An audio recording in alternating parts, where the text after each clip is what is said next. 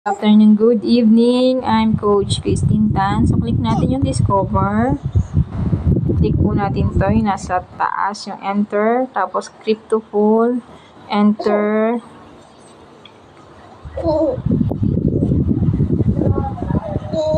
Tapos, guys, click natin Go to Wallet. Ito po, Go to Wallet. Tapos, View My Stake. Click po natin yan. View My Stake.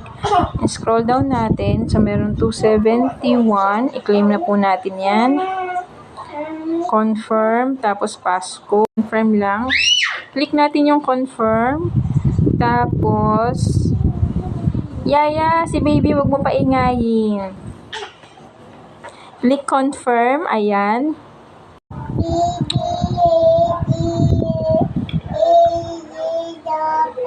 And guys, na-claim na natin yung 271 na Polygon. Ayun, check natin sa Trust Wallet. Okay guys, yung kinita natin. Ayan po yung amount. So, kapag tumaas pa yung value ng Polygon, mas malaki pa po yung pwede natin kitain dyan.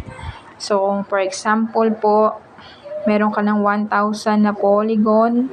Tapos, naging 1,000 na po ang isa ng Polygon. Hindi imposibleng mangyari yan, meron kang 1M. Kasi po dati yung Ethereum 11K lang po isa niyan, ngayon 200K na isa. Kaya dito po sa cryptocurrency, maganda pong mag-market at maganda pong mag-hold. Kaya sumabay na po tayo dito sa CryptoFall. Kung napag-iwanan po tayo ng Bitcoin, yung Bitcoin po, ang isang Bitcoin ngayon ay 5.7 million na po. Napag-iwanan man tayo dito, pero ito na po yung chance natin na mag-ipon po tayo ng maraming Polygon. Sabi nga nila, nasa huli ang pagsisisi. So, ngayon po, mag-ipon na po tayo. Pwede ka pong maglagay ng 500 Pol. Kikita po yan everyday ng 15 Pol. Okay? Sa 100 Pol naman, pwede ka po niyang kumita ng 3% daily. Pasok na po yan sa wallet mo. Kaya sumabay ka na po ngayon habang mababa pa ang value ng Polygon. Subscribe my YouTube channel, Coach Christine Tan. And add nyo ako sa aking Facebook. Ayan.